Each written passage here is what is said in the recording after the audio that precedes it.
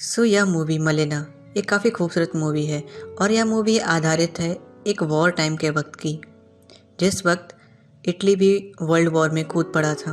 और इसी वक्त दिखाया जाता है कि एक लड़का जिसका नाम होता है रेनातो, वह एक नई बाइसिकल खरीदता है और जाकर के एक लड़कों की गैंग में शामिल हो जाता है। और वो लोग किनारे पे बैठ जाते हैं सभी, और वहाँ से आती हुई मलेना को देखने लगते हैं।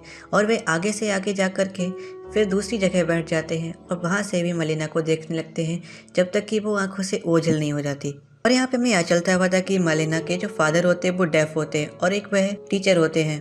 डेफ होने के कारण वहाँ के क्लास के बच्चे भी उसकी बेटी के बारे में काफ़ी गंदी गंदी बातें कहते हैं। और फिर हम अगले दिन देखते हैं कि रेनातो फिर मलेना के घर के सामने जाकर के बैठ जाता है और अगेन वह उसके सपनों की दुनिया में खो जाता है, जहाँ पर वह मलेना को अपने साथ देखता है। वह बहुत जल्दी ही बड़ा होना चाहता था, इसलिए वह अपनी हाफ पैंट को छोड़ करके एक लंबी पैंट पहनना चाहता था।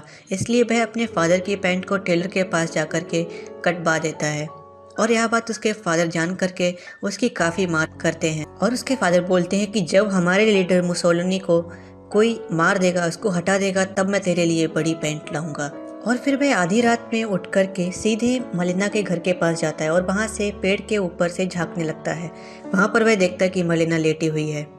असल में मलेना का पति निको एक वॉर में गया है, जहाँ से वह अभी तक नहीं आया है और उसके बारे में कोई भी खबर नहीं है। इसलिए वह अपने पति के फोटो को देख करके वहाँ पे डांस करने लगती है। वह काफ़ी उदास लगती है और उसी वक्त देखता है कि मलेना कोई गाना सुन रही होती है। इसलिए वह अगले दिन जाकर के एक दुकान से उसी गाने की सीडी को खरीद लेता है और अपने घर पे जाता है और उस गाने के दौरान वह मास्टरबेट करता है और फिर से मलेना को इमेजिन करने लगता है। और जब वह अगले दिन दोबारा से मलेना को फॉलो करता है तो हम देखते हैं कि पूरा का पूरा शहर ही मलेना की तरफ ही घूर रहा होता है, जहाँ पर आदमी लोग उसकी सुंदरता को देख करके उस पर मोहित होते हैं, वहीं पर औरतें उसके अंदर कमियां निकालती हैं। और अंत में जाकर के वह एक घर के सामने खड़ी हो जाती है और वहाँ पर चाबी लगा कर अंदर घुस जाती है। रेनातो काफ़ी चिंतित होता है कि आखिर वह घर किसका है। इसलिए वह अगले दिन फिर जाता है और उसको पता लगता है कि यह मलेना के फादर का ही घर है और वह दिन के समय वहाँ पर काम करती थी।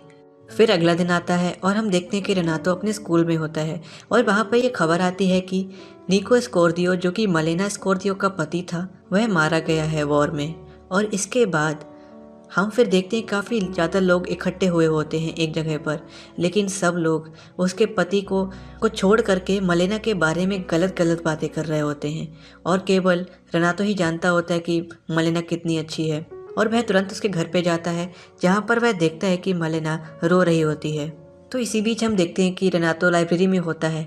वहाँ पे कुछ औरतें मलेना के बारे में काफ़ी गलत बातें कर रही होती है, जबकि असलियत कुछ और ही होती है।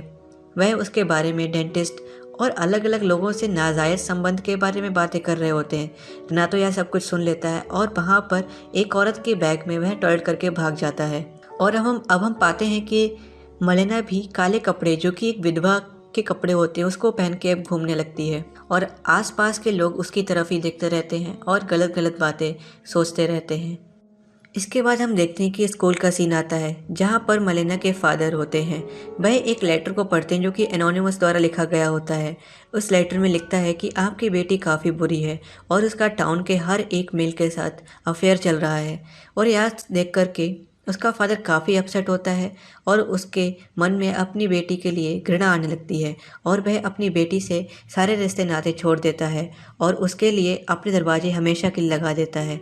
और इस तरीके से हम देखते हैं कि मलेना बिल्कुल अकेली हो चुकी है। तो इसी बीच हम देखते हैं कि रात हो चुकी होती है और रेनातो हमेशा की तरह मलेना के घर में झांक रहा होता है, जहाँ पर देखते हैं कि एक आर्मी ऑफिसर आया होता है। वह मलेना को किस कर रहा होता है और यह देख करके रेनातो को अपने ऊपर विश्वास नहीं रहता और उसके मन में मलेना के प्रति जो भी फीलिंग थी वो चेंज हो जाती है और वह सोचने लगता है कि जो भी यहाँ के लोग कहते हैं वह सच में सच है, यह एक प्रोस्टिट्यूट है। और जब वह आर्मी ऑफिसर बाहर निकलता है मलेना के घर से, तो वहाँ पे वो डेंटिस्ट भी आया होता है और उन दोनों के बीच मलेना को लेकर के लड़ाई हो जाती है, जिसके कारण आसपास के लोग आ जाते हैं और सब फिर यह बातें करने लगते हैं कि वह दोनों एक मैरिड मैन है, जिसके कारण मलेना को हो सकता है कि सजा हो जाए जेल की उनके साथ अफेयर के कारण। और इसलिए फिर मलेना एक लॉयर के पास जाती है और वह लॉयर मलेना का केस लड़ता है और जीत भी जाता है। और क्योंकि अब मलेना के पति का देहांत हो चुका था, इसलिए उसकी पेंशन भी कट चुकी थी।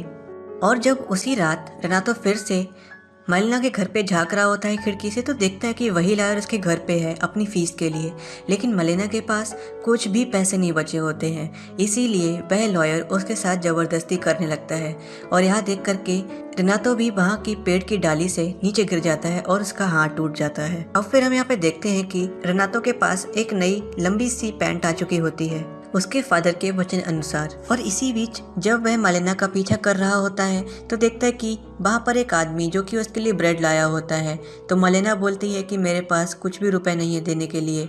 तो वह आदमी बोलता है कि हम ये मामला सुलझा लेंगे, मतलब उसका कुछ गलत इरादे से था। तो इसी बीच वहाँ पर प्लेन के द्वारा कुछ बॉम्ब गिराए जाते हैं जिससे कुछ घर नष्ट हो जाते हैं और उसी घर में एक घर था मलिना के फादर का और हमें पता चलता है कि मलिना के फादर मर चुके हैं और इस तरीके से मलिना और भी ज़्यादा अकेली हो जाती है। और इसके बाद हम फिर देखते हैं कि मलिना अपने बाल काट रही होती है और शायद यह सिग्निफाई कर रहा होता है कि पूरा टाउन वैसे ही उसके लिए कुछ बहुत ही बुरी विचार रखता है, इसलिए क्यों ना वह बुरी बन जाए।